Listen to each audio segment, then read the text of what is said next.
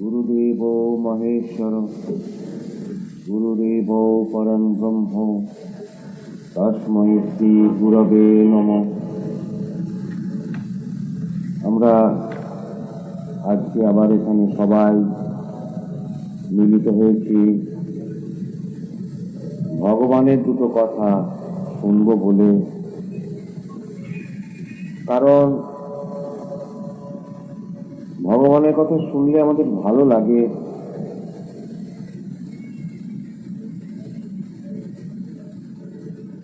তাই আমরা এক জায়গায় জড়ো হয়েছি। কিন্তু প্রশ্ন হলো, ভগবানের কথা কি খালি শুনলেই হবে, না আর কিছু করতে হবে?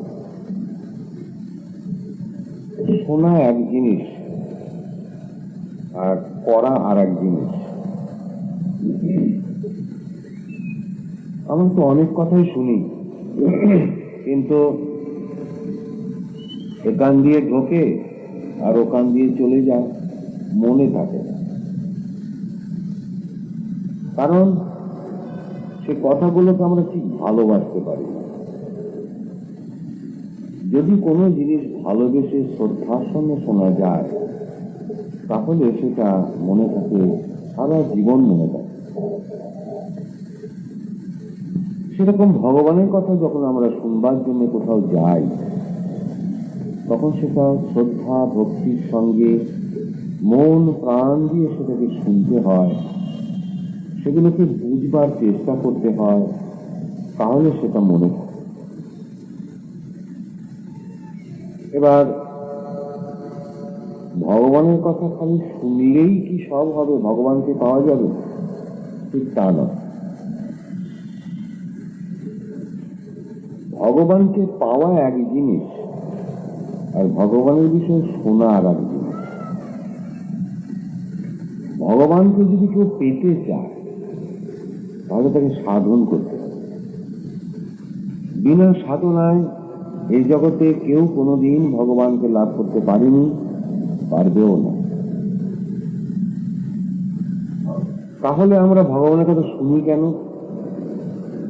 শুনি এই জন্য যে সাধনার কিছু অনুপ্রেরণা লাভ করতে পারি। মূল ব্যাপারটা হলো কিন্তু সাধনা। আমাদের যত শাস্ত্রগ্রন্থ আছে, তার ভেতরে সেই সাধনার কথাই বলা আছে। এবার ভগবানের বিষয়ে যদি কিছু আলোচনা করতে হয়, কথা বলতে হয় বুঝবার জন্য, তাহলে এটাও তো আমাদের জানা চাই যে ভগবান থাকেন কোথায়। তুমি রামবাবু ওই পাড়ায় থাকো, দক্ষিণ পাড়ায়, ও শ্যামবাবু ও পশ্চিম পাড়ায় থাকে, ও মুখে ওই বাড়িতে থাকে, তুমি তোমার বাড়িতে থাকো। সেরকম ভগবান কোথায় থাকে, তার বাড়ি কোথায়? মুশকিল হলো, আমাদের সবার ঘর বাড়ি আছে, কিন্তু ভগবানের কোনো ঘর বাড়ি নেই। তিনি আমাদের ঘর বাড়ি দিয়েছেন, তার নিজের থাকার জায়গা। তাহলে তিনি থাকেন কোথায়? সর্বত্র, সব জায়গায় তিনি আছেন। ওই যে আমরা ঘর বাড়ি করে বাস করছি, তার ভেতরেও তিনি আছেন। আবার এই প্যান্ডেলটার ভেতরেও তিনি আছেন। এই যে আমি কথা বলছি, আমার ভেতরেও তিনি আছেন। তুমি শুনছো, তোমার ভেতরেও তিনি আছেন।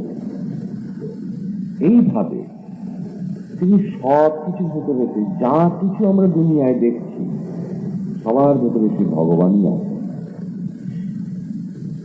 ধরো একটা মানুষ খুব সুন্দর ঈশ্বর সাধন করছে, কঠোর তপস্যা করছে, তখন তার ভেতরে ভগবান আছে। যদি কোনো কারণে সেই মানুষটা প্রচন্ড রেগে যায়, তাহলে সে যখন রেগে গেল, তখনও তার ভেতরে ভগবান আছে। তাহলে এই দুটোর মধ্যে আমরা কোন ভগবানকে চাই? তার রেগে যাওয়া ভগবানকে? না, কখনোই না। তাহলে আমরা রাগী কেন? বলবো ভগবান আমাদের রাগিয়ে দিয়েছেন। ভগবান আমাকে রাগিয়ে দেননি। ভগবান আমার ভেতরে রাগ একটা বস্তু দিয়েছেন, রাগের মতো একটা মন দিয়েছেন। আমার সে মনটা রেগে গেছে, তার জন্য কিন্তু ভগবান দায়ী নয়, আমি দায়ী। আমি তখন মনের শিকার হয়ে গেছি। তাই এই ভগবানকে খুঁজতে গেলে কোথায় খুঁজবো? সবাই বলছেন ওই মন্দিরে আছেন। হ্যাঁ, নিশ্চয়ই আছেন। তাহলে যদি তুমি এত পুজো করছো, তাহলে ভগবানকে পাচ্ছ না কেন? প্রতিদিন তো তুমি কত ফুল দিচ্ছ, কত মালা চড়াচ্ছ, কত পুজো করছো, কত মন্ডা মেঠে দোকান থেকে কিনে এনে খাওয়াচ্ছ, তাহলে ভগবানকে পাচ্ছ না কেন? কেউ বলছে আমি গান গেয়ে ভগবানকে ডাকবো। ডাকো। 10 বছর সে গান গেয়ে গিয়ে ভগবানকে ডাকলো, তারপর তাকে জিজ্ঞেস করতে ভগবান কি পেয়েছ? তাই হচ্ছে না। কেন? ভগবানকে ডাকতে গেলেও কাকে চাই? ভগবানকেই চাই। তাহলে সে ভগবান কোথায়? সে ভগবান তোমার আমার সবার ভেতরে। তাহলে সে ভগবানটা কে? তাকে কেউ বলছেন কৃষ্ণ, কেউ বলছেন কালী, কেউ বলছে শিব, কেউ বলছে দুর্গা, কেউ বলছে গড, কেউ বলছে আল্লাহ, কেউ বলছে খোদা, অনেক কিছু বলতে পারে। কিন্তু সে একবারে নির্বিকার, কারো কথা সাড়া দিচ্ছে না, একবার যেন কালা বোবা। মানে সেই কালা বোবা ভগবান দিয়ে আমাদের কোন দরকার? তাহলে আমি কি করবো এখন? সবাই বলছে শাস্ত্র গ্রন্থের মধ্যে ভগবান আছে, খুব পড়লাম 5-10 বছর, অনেক পাণ্ডিত্য লাভ করলাম, কিন্তু ভগবান পেলাম না। সবাই বলছে তীর্থে তীর্থে ঘুরে বেড়াও, বড় বড় তীর্থে যাও, অনেক গেলাম, কত পকেটে পয়সা খরচা করলাম, যাতায়াতের দরুন কত কষ্ট করলাম, পান্ডাদের খেলা খেলাম, গুঁতো খেলাম, ট্রেনে যেতে গিয়ে প্যাসেঞ্জারের গুঁতো খেলাম, পকেট থেকে টাকাগুলো পকেট মারি হয়ে গেল, কত যন্ত্রণা, ভগবানকে পেলাম। কেউ বলছে এইসব ঘর সংসার ছেড়ে দিয়ে ঘুরে ঘুরে বেড়াও পাহাড়ে পর্বতে, তাও বেড়ালাম। কেউ বলছে জটা তিলক রাখো, তাও রাখলাম, হচ্ছে না, কিছুতেই না, ভগবানকে পাওয়া যায়। অথচ সবাই বলে ভগবানকে পেলে নাকি আমার ভালো হয়। কি ভালো? আমি তো বাবা বেশ আছি, খাচ্ছি যাচ্ছি, ঘুরে বেড়াচ্ছি, ঝগড়া করছি, চেঁচামেচি করছি, রাগারাগি করছি, আবার প্রেম ভালোবাসা করছি, মার দাঙ্গা করছি, কত নাকি, যখন যাই ইচ্ছা তাই করছি, কিন্তু ভগবানকে পাচ্ছি না। কেন? ভগবানকে তো পেতেই চাই না। আর যেখানে ভগবান আছে সেখানে আমি যাচ্ছি না। কোথায় আছে? একটু আগে বলা হলো যে সব জায়গায় নাকি সর্বভূতের। আমি তো একটা মানুষ, আমি সব ভূতের মধ্যে যাবো কি করে? ভূত মানে বই ভূত পেটনি নয়, ভূত মানে ছিটিয়া পেট মরুদ্গম, মাটি, জল, আগুন, বাতাস, আকাশ, সব কিছুর ভেতরেই তো সেই ভগবান আছেন। আমি তো বাবা 2.5 হাতের একটা মানুষ, 3.5 হাতের একটা মানুষ, আমি কি করে সর্বভূতের মধ্যে যাব? আকাশ বাতাসের মধ্যে এত বড় পৃথিবীতে একটা ঘর হলি আমার হয়ে যায়। দুনিয়া আমি কি করে ঘুরে বেড়াবো? একসঙ্গে তো সব জায়গায় আমি থাকতে পারি না, তাহলে তো আমিও ভগবান হয়ে যাই। আমি কি করে ভগবানকে পাবো? মহা মুশকিল। এইরকম একটা অবস্থায় দিশে হারা হয়ে যাচ্ছি আমরা। এবার অমুক মঠ মিশনে গেলাম, তাই বলছি দেখো এই একটা মন্ত্র দিলাম, জপ করতে থাকো। অনেক জপ করলাম, 5 বছর 10 বছর।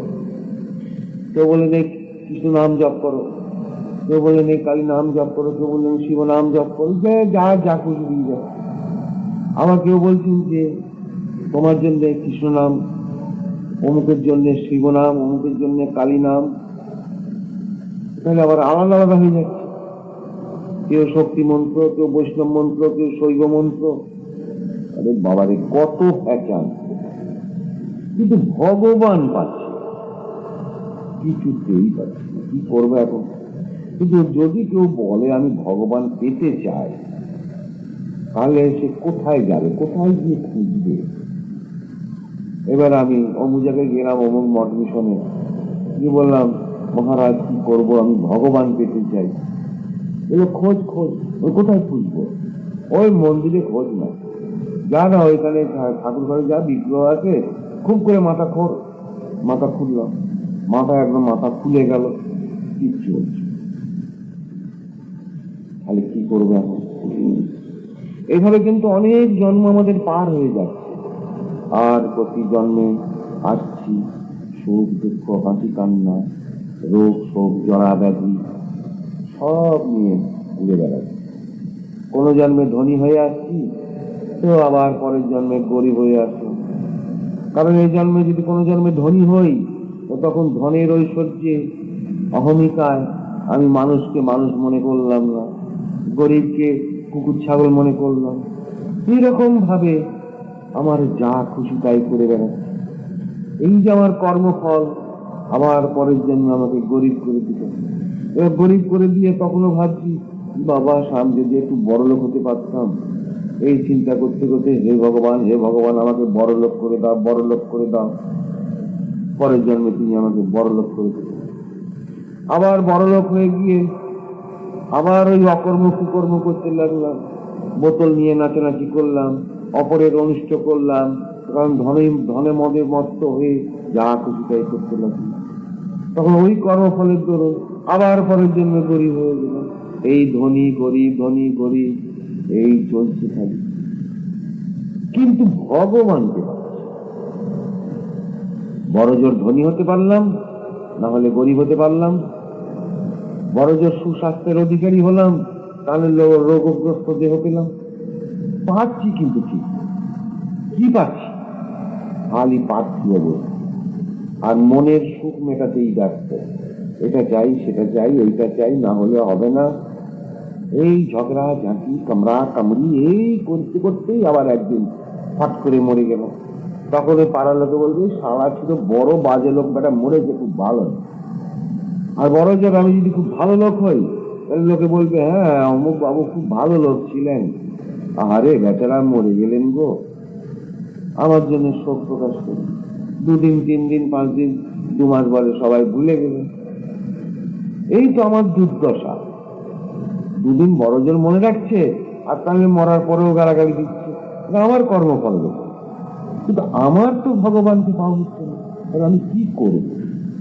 তবে এটা ঠিক, যেটুকু জ্ঞান আমাদের হয়েছে সবার, তাতে আমরা এটা বুঝতে পেরেছি যে ভগবানকে না পাওয়া পর্যন্ত আমাদের ছুটি নাই, রেহাই নেই। ও আসা যাওয়া চলতেই থাকবে। আর ঝগড়া কামড়াকামড়ি মারামারি হিংসা দাপাদাপি এ চলবে। তাহলে সাধনাও বড় মুশকিল। এবার মনে করো তুমি সাধনা নিলে, এবার তুমি বিবাহ করেছো, তোমার স্বামী স্ত্রী দুজনকে নিয়ে একটা মিলিত জীবন। একজনা দীক্ষা নিলে আর একজনা নিলে না। তারপরে স্বামী স্ত্রীর মধ্যে আবার মানে মনের মিল থাকা চাই। স্বামী উত্তর দিকে চলে তো স্ত্রী দক্ষিণ দিকে চলে। এবার এর মধ্যে একজনা বললো, আমি ভগবানকে পেতেই চাই, আমি দীক্ষা নেব। ভালো কথা, রাগারাগি করে তো সে দীক্ষা নিল।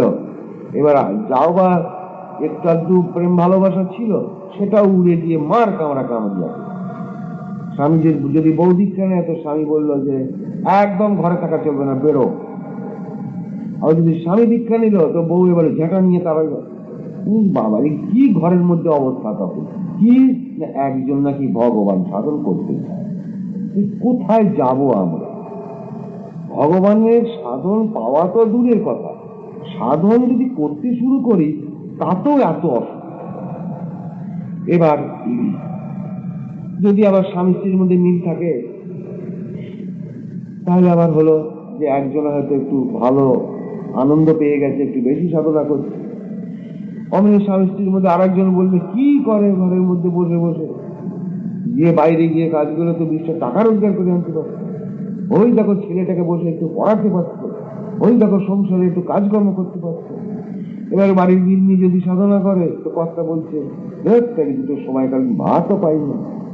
নানান অশান্তি, কোথায় তাদের যাব?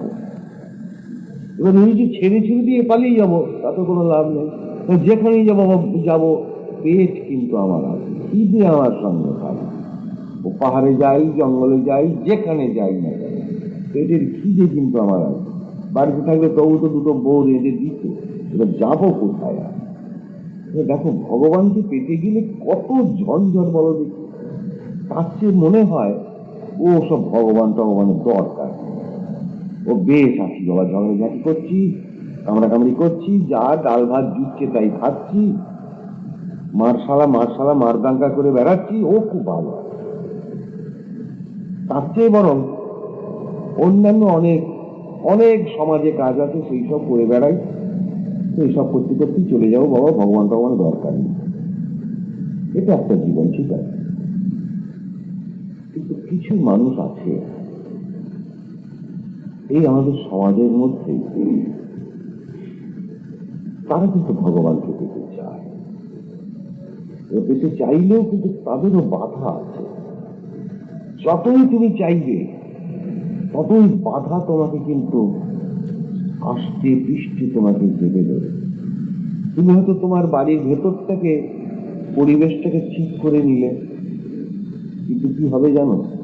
পাড়ার লোকে তোমাকে প্যাঁক দেবে। একটা সাধু, একটা ধার্মিক হয়ে ধর্মপথে চলছে, পয়সা রোজগার করবার ক্ষমতা নেই, নাও খেলা। তুমি কিন্তু বাড়িটাকে সামলেছ, কিন্তু পাড়াকে সামলাতে পারো। কারণ তোমার চারিদিকের পরিবেশ এমন, খাও দাও মজা লোটো, আর যা খুশি তাই কর। যত অন্যায় করবে তত তুমি সমাজে ভালো মানুষ হবে, যদি তোমার দুটো পয়সা থাকে। এই যদি আমাদের সমাজের অবস্থা হয়, তাহলে আমরা ভগবানের সাধনা করব কি করে? তাহলে এখন যা আমাদের সমাজের অবস্থা, তাতে ভগবানের সাধনা না করার মতো অবস্থা। কি রকম হলো? তোমার ছেলে মেয়ে বলছে, দেখো অমুকের ছেলে মেয়ে কি সুন্দর জামা কাপড় পরেছে, আমার বাবা মা আমাকে একটা এনে দিচ্ছে। তোমার মনে দুঃখ হলো, সত্যি তো আমার পয়সা নেই, তাই আমি অত সুন্দর করে আমার ছেলে মেয়েকে সাজাতে পারছি না। তবে এরকম কটা বাধা তুমি কাটাবে বলো? মানে প্রত্যেকটা পদে পদে বাধা। আবার তুমি যদি সাধন করতে বসলে, ওসব চলে না, বুড়ো বয়সে সাধন করো, এখন লুটে পুটে খাও, যা খুশি তাই করে বেড়াও। যুবক বয়সে আনন্দ করো, ফুর্তি করো, সিনেমা দেখো, টিভি দেখো, বা এদিক ওদিক ঘুরে বেড়াও, পয়সা থাকে তো যা খুশি করো, সাই ঈশ্বর পথে চলবে বুড়ো বয়সে। এবার তুমি তাদের কথা শুনে তোমার যখন বুড়ো বয়স এলো, তখন তুমি দেখছো হাঁটুতে বাত, কোমরের যন্ত্রণা, পেটে টনটনানি, মাথা ফটফট করছে, হয়ে গেছে তোমার, হয়ে গেছে। তখন তুমি ভাবছো, আরে যুব বয়সটা যদি আমি একটু ঈশ্বর সাধন করতাম, আমি হয়তো একটু এগোতে পারতাম। কিন্তু ওটা পার হয়ে গেছে, তো আর তো তুমি ফিরে পাবে না। কারণ তুমি যাদের কথা শুনেছিলে তারা এক একটা মহাজ্ঞানী, তারা তোমাকে মহাজ্ঞানের কথাই বলেছে, বুড়ো বয়সে ধর্ম করে। আবার যদি কোনো এমনও বৃদ্ধ মানুষ পাবে যাদের কাছে যদি ভগবানের কথা বলো, তো তোমাকে লাঠি নিয়ে তেড়িয়ে আসে, কিন্তু সালার ভগবানের কথা কি, আমার কথা বল, আমার চেয়ে আবার বড় ভগবান আছে না। এই সমস্ত অনেক ঝঞ্ঝট। কাজে সবচেয়ে ভালো কি জানো, এখনকার দিনে ভগবান না ডাকাই ভালো। আমার মনে হয় ভগবান এখন একটা এমন ব্যবস্থা করে দিয়েছেন যে শালা তোরা সবাই ভুলে যা, আমার এই যা খুশি তাই করে দেয়। আর যদি কেউ ভগবানের কথা বলে, যদি কেউ সাধনার কথা বলে, তার পেছনে এমন লাগ, সে দেখা যেতে পাড়া ছাড়া হয়ে যায়। এই হচ্ছে এখন আমাদের সমাজ, এই হচ্ছে আমাদের মানুষের এখনকার স্বভাব। এ তুমি কি করবে? তাহলে একটা উপায়, এই যে যন্ত্রণা, এর থেকে বাঁচবার একটা উপায় আছে। তুমি যে ঈশ্বর সাধন করছো বা করবে, এইটা কাউকে বললো না, কাক পক্ষীকে বলো না, কাকে বলবে জানো? নিজেকে বলো। নিজেকে বলো, ওরে তুই কি ঈশ্বর সাধন করবি? তোমার ভেতর থেকে যদি সায় দেয়, হ্যাঁ কর, তাহলে তুমি কর। আর যদি কারো অপরের মত নিতে চাও, অপর মানে যে আপন নয়, তাই তো, সে তো অপর, সে তো সবসময়ই অপর, তাকে তুমি আপন করবে কি করে? যে আপন নয় সেই তো অপর। তোমার কাছে তুমি ছাড়া সবাই অপর, তাই কারো কাছে জিজ্ঞাসা করার দরকার নেই। তোমার যখন খিদে পায় তখন কি তুমি অপরের কাছে জিজ্ঞাসা করো, কি গো আমার খিদে পেয়েছে বলতে পারো? কি গো আমার ঘুম পেয়েছে কিনা তুমি জানো? কি গো আমার পিপাসা পেয়েছে কিনা তুমি জানো? কি গো আমার অসুখ করেছে কিনা তুমি জানো? বলতে হবে না। অসুখ যখন করে তখন রোগের যন্ত্রণা তোমাকে বলে দেয়, হ্যাঁ তোমার অসুখ করেছে। কাউকে জিজ্ঞাসা করতে হবে না, অপরকে জিজ্ঞাসা করতে হবে না। যখন খিদে পায়, পেটে যখন মোচড় দেয়, তখন তোমায় অপরকে জিজ্ঞাসা করতে হবে না, তোমার পেট বলে দিচ্ছে খিদে পেয়েছে। অনেকক্ষণ জল খাওনি, পিপাসায় বুকের ছাতি ফেটে যাচ্ছে, অপরকে জিজ্ঞাসা করতে হবে না, কি গো আমার পিপাসা পেয়েছে নাকি? বলতে হবে না, তোমার ভেতর থেকে বলবে, ওরে বেটা একটা জল নিয়ে পান কর। তাই তোমার যদি ঈশ্বর পিপাসা যদি তোমার থাকে, যদি তোমার ভেতর থেকে সেই জাগে, তাহলেই তোমার দ্বারা ঈশ্বর সাধন হবে। আর তা নাহলে এ কান দিয়ে ঢুকবে, ও কান দিয়ে বেরিয়ে যাবে। কিরকম জানো? হিন্দিতে একটা বলে, ভয়েস কা পিছে বিন বাজাও। এখন একটা রাখাল 20টা মোষ নিয়ে মাঠে গিয়ে চড়াচ্ছে। রাখালের হাতে একটা বাঁশি আছে, কারণ কেষ্ট ঠাকুর নাকি রাখাল ছিল। আমরা আবার দেখছি পরে এসে আবার রাজা, রাখাল আবার নাকি রাজা হয়ে গেল। যাই হোক, সে কেষ্ট ঠাকুরও নাকি ওই মাঠে মাঠে গরু চড়িয়ে বেড়ায়, এসব নাকি কাহিনীর মধ্যে পাওয়া যায়। সে কেষ্ট ঠাকুর গরু চড়াতে চড়াতে বাঁশি বাজায়। তাই আমাদের দেশের রাখালরাও বাঁশি বাজায়। তারাও ভাবে আমরা কেষ্ট হয়ে গেছি। তারাও দেখবে পাড়াগায় আমি অনেক দেখেছি যে মাথায় ওই এটা ওটা দিয়ে আবার একটা মুকুট তৈরি করে ওই রাখালগুলো, আবার হাতে একটা বাঁশি নিয়ে আর ওই মাঠে মাঠে গরু চড়িয়ে বেড়ায়। তোরের ব্যাপার তাকেও জানে না। সে জানাতে গেলে অনেকে বুঝবে, অনেকে বুঝবে না, কারণ ওটা সাধনার বিষয়। আজকালকার তোর মানুষ সাধন বলতে কিছু চায় না। সাধনা যে কি জিনিসটা মানুষ ভুলে গেছে, কাজে তাদের জীবনে সুখ আসবে কি করে? তাই সেই রাখাল বাঁশি বাজাচ্ছে আর ভাবছে আমার তো ধারে কাছে আর তো কোনো মানুষ নেই, তাহলে আমার বাঁশির আওয়াজটা কে শুনছে? তখন সে তাকিয়ে দেখলো, দেখ আমার তো মোষগুলো তো শুনছে। এবার মোষগুলো তাকিয়ে দেখলো, শোন শোন আমার দেখ কি সুন্দর, আমি সুর করে করে বাঁশি বাজাচ্ছি, মোষ তোরা শোন রে শোন। মোষের গলা কেঁদে।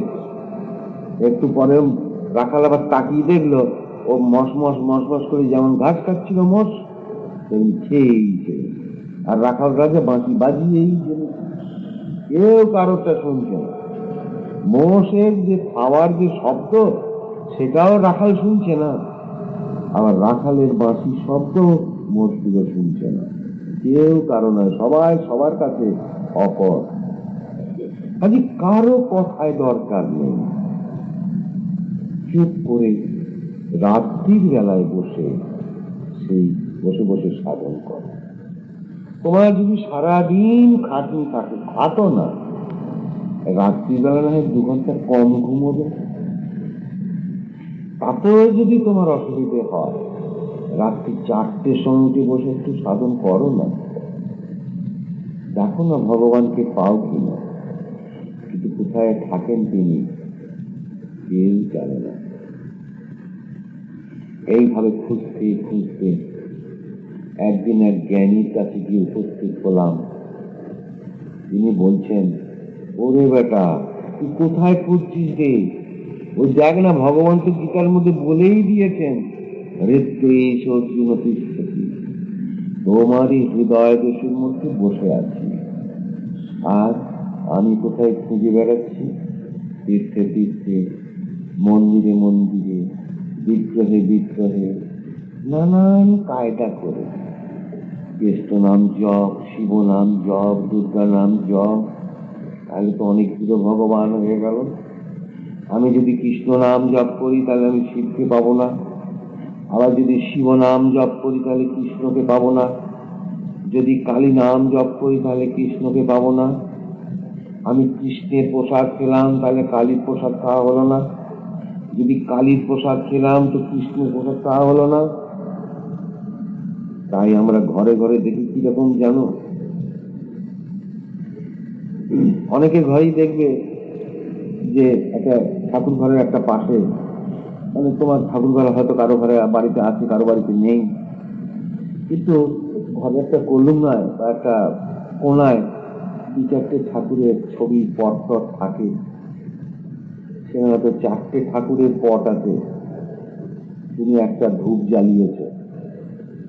এবার ধূপটা জ্বালিয়ে মা কালী তোমাকে 3 বার, শ্রেষ্ঠ ঠাকুর তোমাকে 3 বার, এবার লক্ষ্মী ঠাকুর ওখানে 3 বার দিতে গিয়ে 2 বার হয়ে যায়, দিয়ে এবার প্রণাম করতে গিয়ে মনে পড়ে গেল, আরে আমি যে লক্ষ্মী ঠাকুরকে 2 বার পাক দিয়েছি। যদি লক্ষ্মী ঠাকুর রেগে যায়, না বাবা ঠাকুর তুমি আর একবার নাও। ও আচ্ছা, আমি তো ভুলে গিয়েছিলাম, তাই তোমাকে আমার একটা ভাও দিয়ে দিই, তুমি দেখুন। এই হচ্ছে আমাদের ধর্ম। সেই জন্যে ধর্ম আর ভগবান সেটা আবার কি জিনিস? সবাই বলছে ধর্মপথে চললে ভগবানকে পাওয়া যায়, দেখো ওখানেও সেই পাওয়া। আরে ভগবান কি কোনো একটা বস্তু? আমার এই দেশলাইটা তোমাকে দেব না, এভাবে কি ভগবানকে পাবো? কেউ কোনোদিন পেয়েছে? কেউ যদি বলে আমি কালী পেয়েছি, মিথ্যে কথা।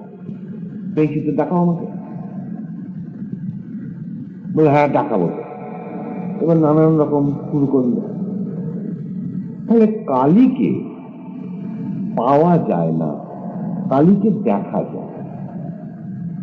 কৃষ্ণ ঠাকুরকে পাওয়া যায় না, কৃষ্ণ ঠাকুরকে দেখা যায়। শিব ঠাকুরকে পাওয়া যায় না, শিব ঠাকুরকে দেখা যায়। এগুলোই বিজ্ঞান।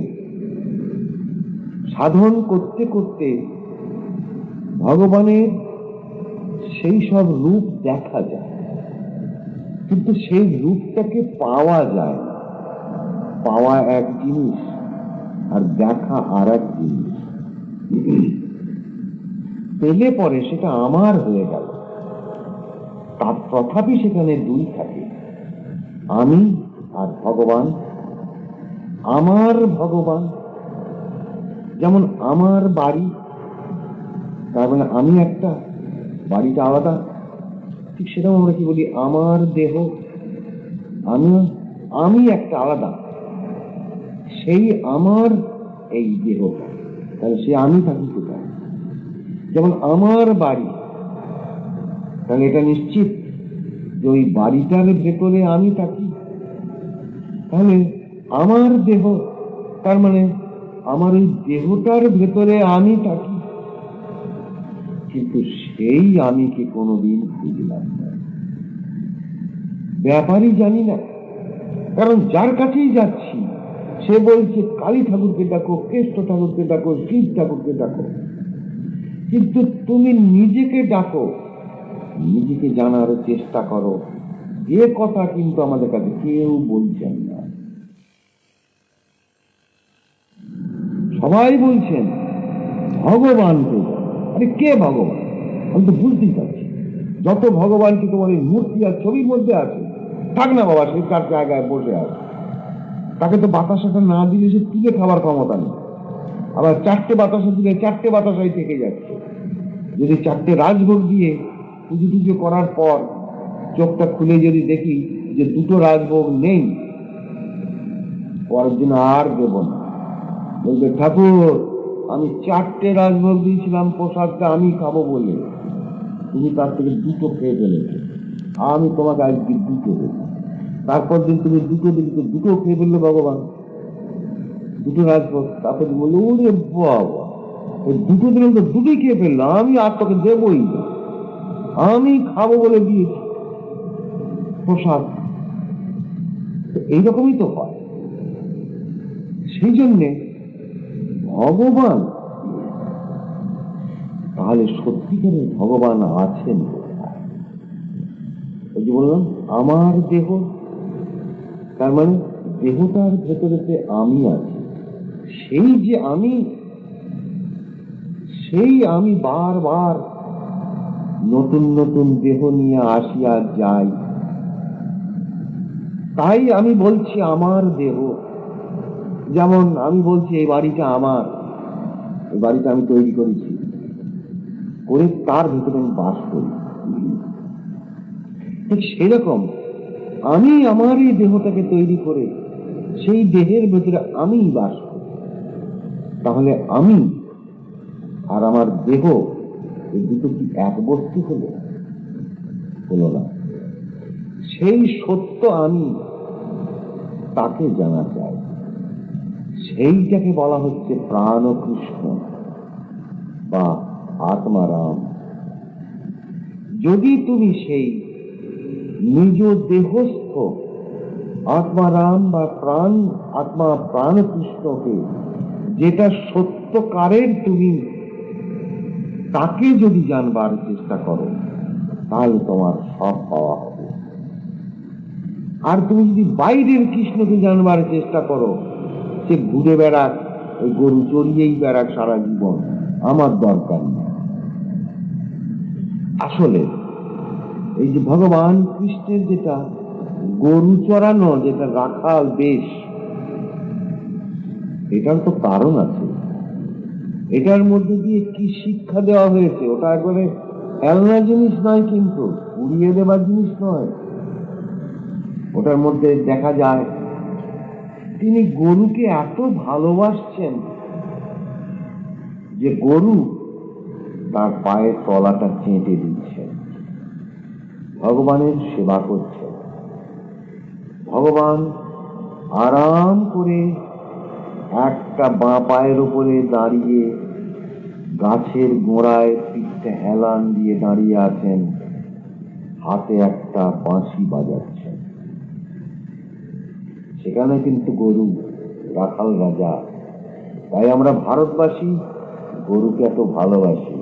কেন না, ভগবান কৃষ্ণের প্রিয় হচ্ছে ওই গরু।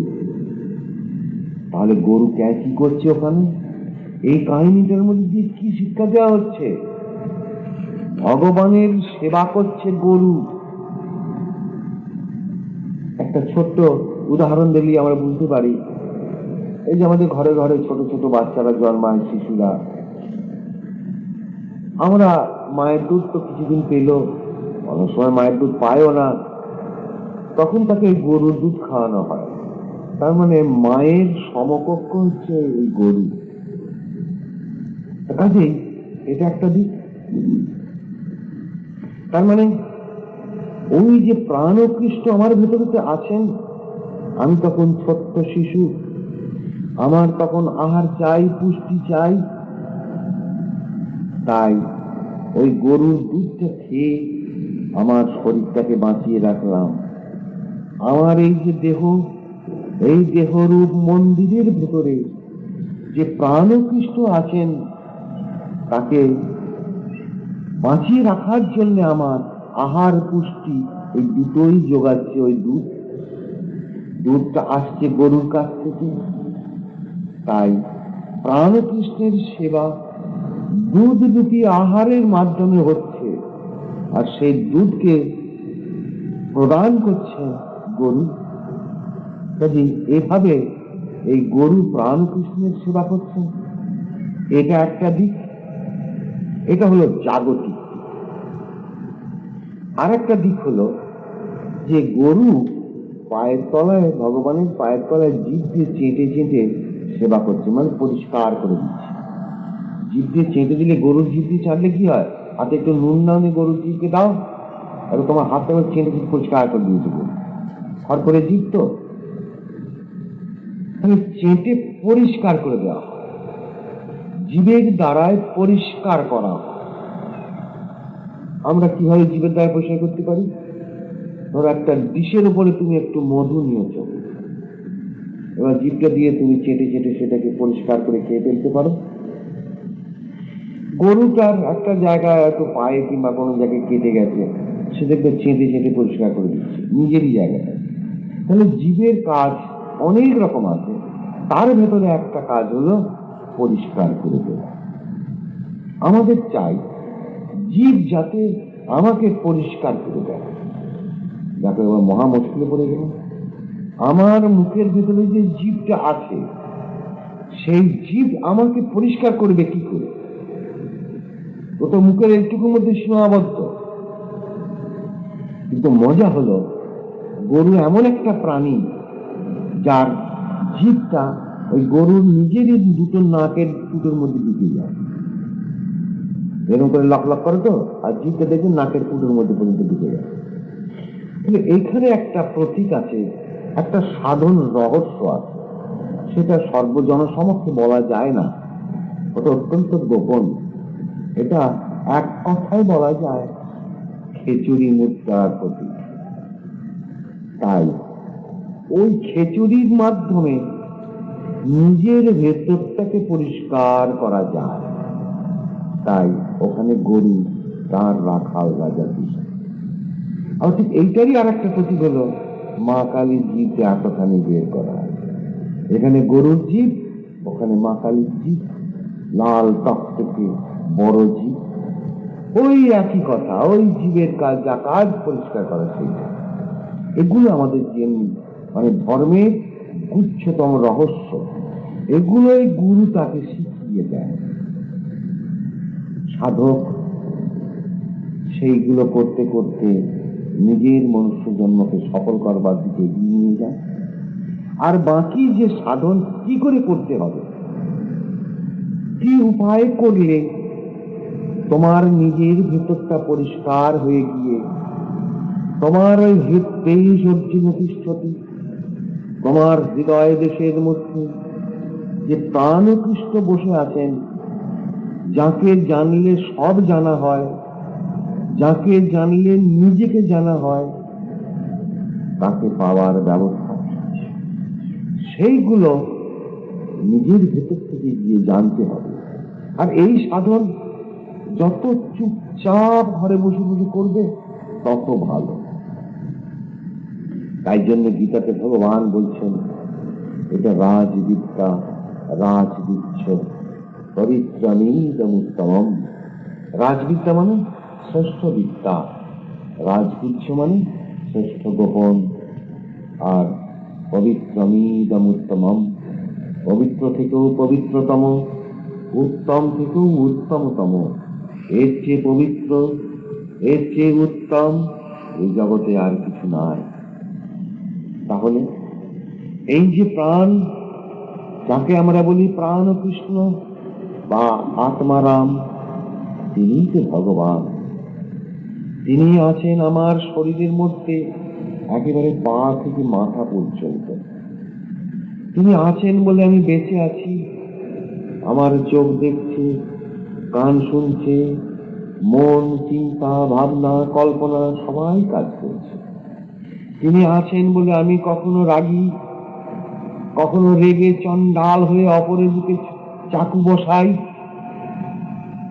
তিনি আছেন বলে এক গ্লাস মদ খেয়ে আমি টলে টলে পড়ি। তিনি আছেন বলে আমার ভেতরে প্রেম ভালোবাসা আছে।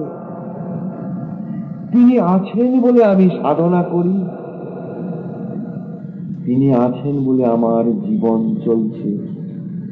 এক কথায় আমি ভালো মানুষ, অথবা আমি মন্দ মানুষ, যাই আমি হই না কেন, সবটাই তিনি আমার ভেতরে আছেন বলে। তিনি আছেন বলে আমার মাথার চুলটা এতখানি লম্বা হলো, তাই পরের মাসে সেলুনে গিয়ে চুলটা কেটে আসলাম। তিনি আছেন বলে আমার আঙুলের ডগার নখটা বড় হলো, তাই আমি কাঁচিটা দিয়ে নখটাকে কাটলাম। তিনি আছেন বলে আমার দাড়িটা এত বড় হলো, তাই আমি রেজর দিয়ে দাড়িটাকে কাটলাম। তিনি আছেন বলে আমার ক্ষুধা লাগছে, তাই আমি খাবার খাচ্ছি। তিনি আছেন বলে আমি সকালবেলায় পায়খানা যাচ্ছি। তিনি আছেন বলে আমি ঘুমোচ্ছি। তাই তিনি আছেন বলে আমার সব কিছু হচ্ছে। তিনি না থাকলে কিছু নাই। এখনই মৃতদেহে পরিণত, তখনই এটা অপবিত্র। এই দেহটা হয়ে গেল অপবিত্র। আর যতক্ষণ লোকটা বেঁচে ছিল ততক্ষণ কিন্তু সে অপবিত্র হয়নি, কারণ দেহটাকে পবিত্র করে রেখে দিয়েছিল ওই প্রাণ কৃষ্ণ বা আত্মারাম, বা যেটা তুমি, তোমার দেহটার ভেতরে তুমি ছিলে বলে, দেহী রূপে তুমি ছিলে বলে তোমার দেহটা ছিল পবিত্র। যাহা তুমি তোমার দেহটাকে ছেড়ে দিলে, তৎক্ষণাৎ আমার ওই দেহটা হয়ে গেল অপবিত্র। তখন গোবর জল ছড়া, নেতিয়ে দে, নইলে ভূত হবে, ভূত হয়ে এসে গলা টিপবে, এইসব লোকে ভাবতে শুরু করলো। কিন্তু যতক্ষণ লোকটা বেঁচে ছিল ততক্ষণ কেউ বলতো না যে ও ভূত হবে। মরে যাবার পর বলছে এবার বেটা ভূত হয়েছে। এই তো আমার দুর্দশা। কিন্তু সেই যে প্রাণকৃষ্ণ, তাকে আমি পাবো কি করে? তিনি যে চোর, মহান চোর। চোর কি করে? লুকিয়ে লুকিয়ে চুরি করে।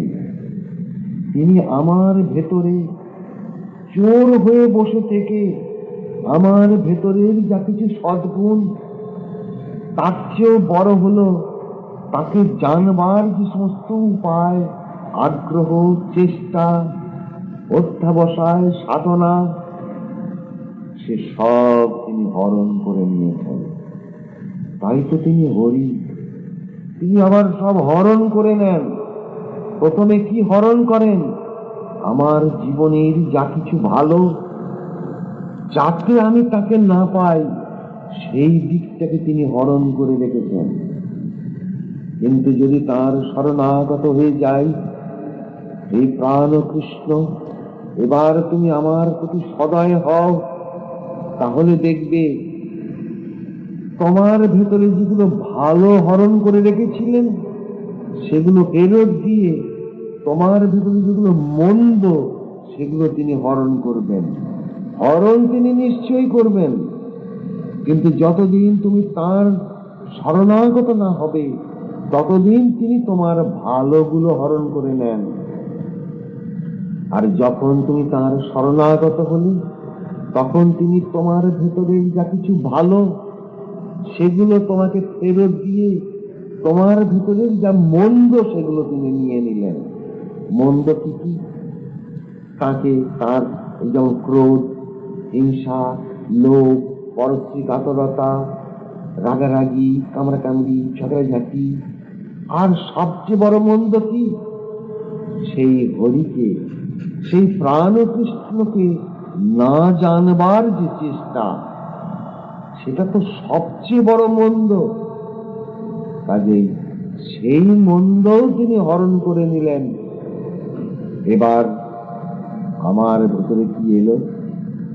তাকে জানবার চেষ্টা, তাকে পাবার চেষ্টা, তাকে পাবার, লাভ করবার আগ্রহ, কঠোর তপস্যা বা সাধন করবার মতো আগ্রহ, মনোবাসনা, কঠোর তপব্রতী যে মন, বীরত্ব ব্যঞ্জক যে মন, সেইটা তিনি আমাদের কাছে প্রদান করলেন। কিন্তু কে তিনি, কোথায় আছেন তিনি? বারবার কিন্তু মনে রাখতে হবে, মন্দির অভ্যন্তরে নতিষ্ঠতি বললে হবে না, তীর্থক্ষেত্রে নতিষ্ঠতি বললে হবে না। সেই হরণ কর্তা হরি আছেন, হৃত্তেই সত্যি নতিষ্ঠতি, তোমার হৃদয় দেশের মধ্যে তিনি বসে আছেন।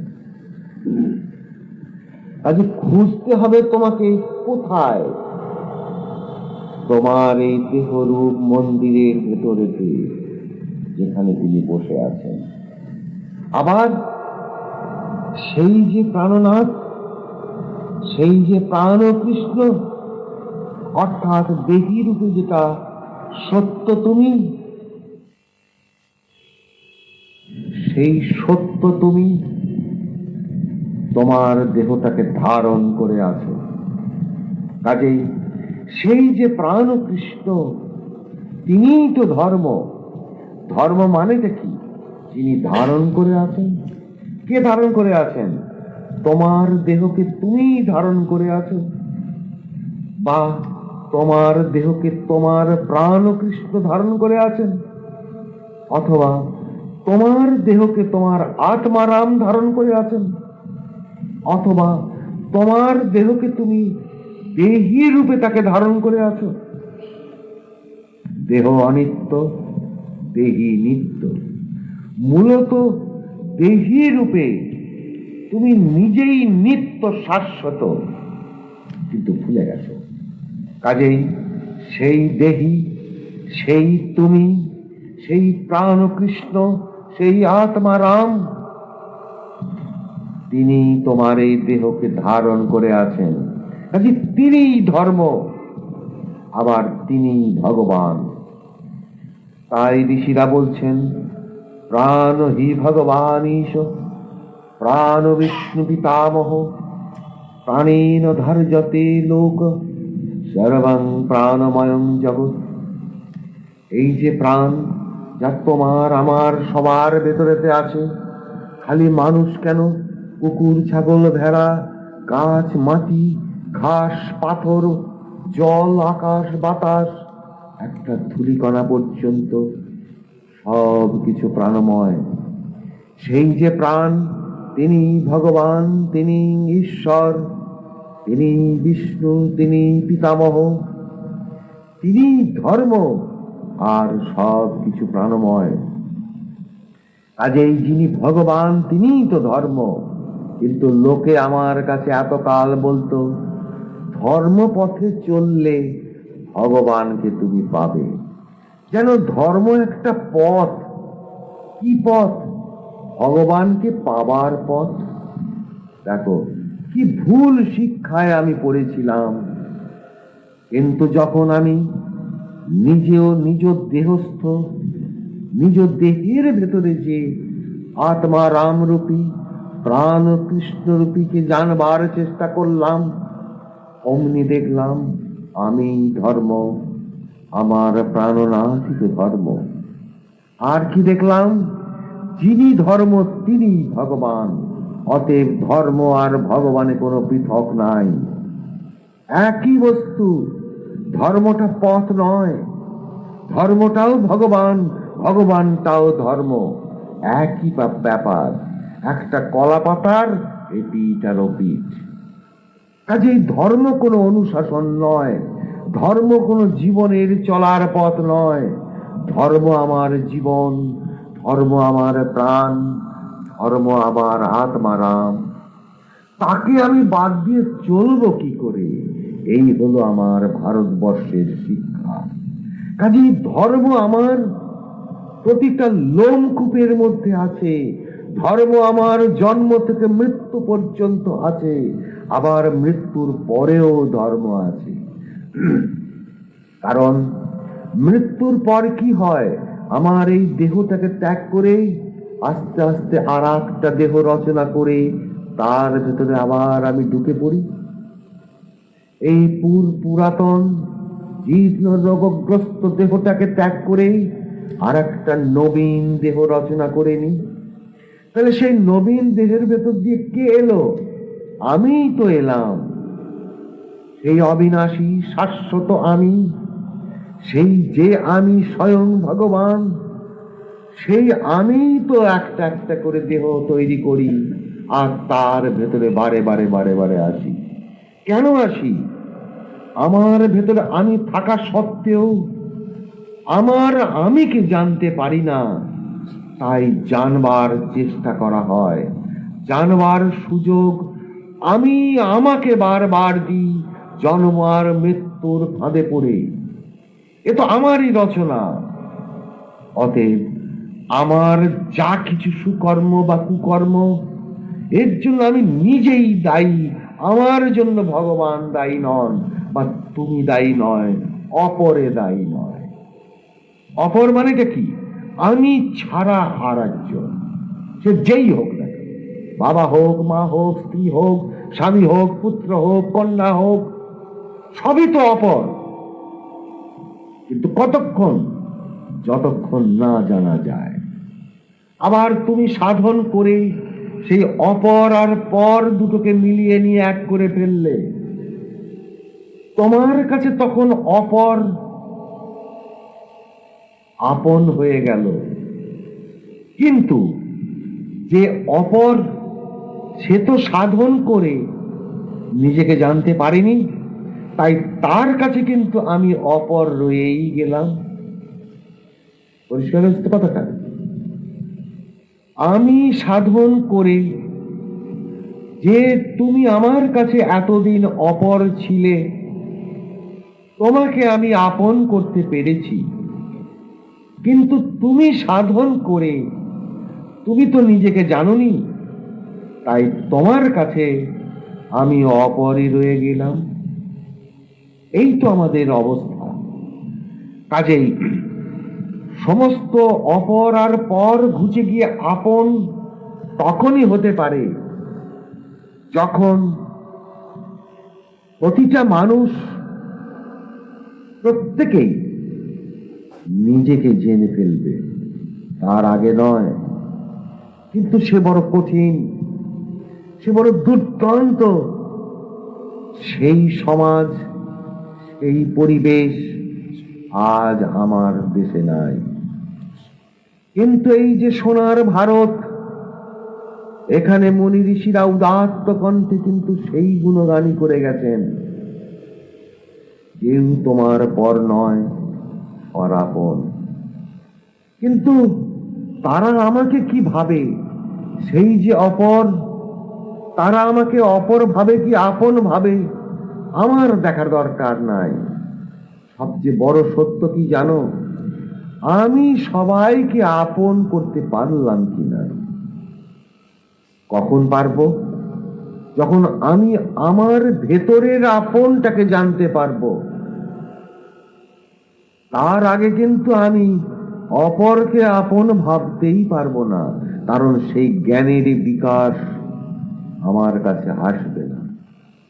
কাজেই একেই বলে আত্মজ্ঞান, একেই বলে ব্রহ্মবিদ্যা। আমি যদি কৃষ্ণকে জানার চেষ্টা করি, তাহলে এই কৃষ্ণ আমার সামনে দাঁড়িয়ে আছেন, আমি তার সামনে করজোড়ে বসে আছি, তাহলেও তো দুই হয়ে গেল। আমি কিন্তু আমার তখনো পর্যন্ত প্রাণ কৃষ্ণকে জানতে পারিনি। আমি কৃষ্ণকে জেনেছি, কৃষ্ণকে দেখেছি, কিন্তু আমার ভেতরের যে প্রাণ কৃষ্ণ আত্মারাম, তাকে আমি জানতে পারিনি। আর জানতে না পারার দরুন আমি কৃষ্ণকে জেনেছি। সে কৃষ্ণ আমার কাছে আপন নয়, সে কৃষ্ণ আমার কাছে তখনও পর, অপর।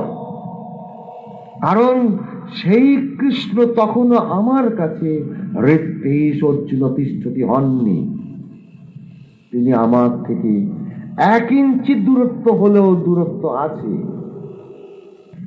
কাজেই এটাও ব্রহ্মবিদ্যা হচ্ছে না। ভারতের সনাতন ধর্মের যে ব্রহ্মবিদ্যা এবং আত্মবিদ্যা, সে অত হেলা ফেলার জিনিস নয়। একে বুঝতে গেলে অনেক মাথার ঘাম পায়ের তলায় ফেলতে হবে, আর অনেক অনেক অনেক তপস্যা করতে হবে। হয়তো এক জন্মে নাও হতে পারে।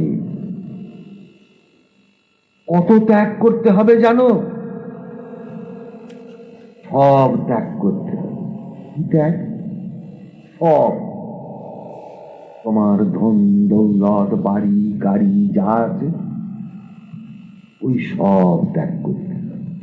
কিন্তু না, তা না, ওই ত্যাগ করলে হবে না, ওগুলো বাইরের ত্যাগ। কি ত্যাগ করতে হবে জানো? তোমাকে ত্যাগ করতে হবে। তোমার ভেতরে যে অপর বসে আছে, যে তোমার ভেতরে বসে থেকে তোমাকে কুড়ে কুড়ে খাচ্ছে, তাকে ত্যাগ করতে হবে। সেটা কে? সে হলো তোমার মন, বুদ্ধি, চিন্তা, ভাবনা, কল্পনা, অহংকার, অহমিকা, পরশ্রী কাতরতা, এই রকম যে হাজার হাজার ঝঞ্ঝট তোমার ভেতরেতে আছে, এগুলো তোমার আপনকে জানবার পথের শত্রু। তাই তারা তোমার ভেতরে থেকে অপর রূপে তোমার শত্রুতা চারণ করছে। বাইরের শত্রু তোমার কি করতে পারে? বরং তোমার গলা কাটতে পারে, আবার তুমি নতুন দেহ নিয়ে তুমি আসবে। সে তোমাকে ধ্বংস করতে পারে না। বাইরের শত্রু, বাঘকে বলি আমরা শত্রু, বরং তোমাকে এই দেহটাকে কামড়ে কামড়ে খেয়ে ফেলতে পারে, কিন্তু তোমারকে বিনাশ করতে পারে না। কিন্তু তোমার ভেতরের যে বাঘ, তোমার ভেতরের যে শত্রু, যে শত্রু তোমাকে ঈশ্বর সাধন করতে দেয় না, যে শত্রু তোমার ভেতরে থেকে সব সময় বিরোধিতা করে, খবরদার ঈশ্বর সাধন করবি না, যত সুখ চাস তোকে আমি দেব, সুখের ডালি সাজিয়ে দেব তোর সামনে, নে না, কত সুখ নিবি নে। কাজেই সেগুলোকে ত্যাগ করতে হবে। আবার ত্যাগ করবো বললেও কিন্তু পারবে না, অত সস্তা নয়। তখন আমাকে সাধন করতে হবে। কিন্তু মজা হলো, এই সাধন আমি পাবো কোথায়? এই যে আত্মজ্ঞান, প্রাণ কৃষ্ণ বা আত্মা রামকে জানবার যে উপায়, অর্থাৎ নিজেকে জানবার যে উপায়, সে সাধন আমি পাবো কোথায়? বড় মুশকিল। আমি কত তীর্থে তীর্থে ঘুরলাম, কত মন্দিরে মন্দিরে ঘুরলাম, কত সাধু সন্ন্যাসীর পেছনে পেছনে ঘুরলাম, কোথাও তো পেলাম না। কত মানুষকে জিজ্ঞাসা করলাম, বলতে পারেন আমি কি করে নিজেকে জানতে পারবো? আমি কি করে আমার ভেতরের প্রাণ কৃষ্ণ আত্মা রামকে জানতে পারবো? এই তো আমার সন্ধান দিতে পারে না। তাহলে আমি কি করব? এইভাবে খুঁজতে খুঁজতে খুঁজতে আমি পাগল প্রায় হয়ে গেলাম। তারপর একজন এসে বললেন, এইভাবে কর। এই তো জীবন। এইখান থেকে শুরু হলো আমাদের নতুন জীবন।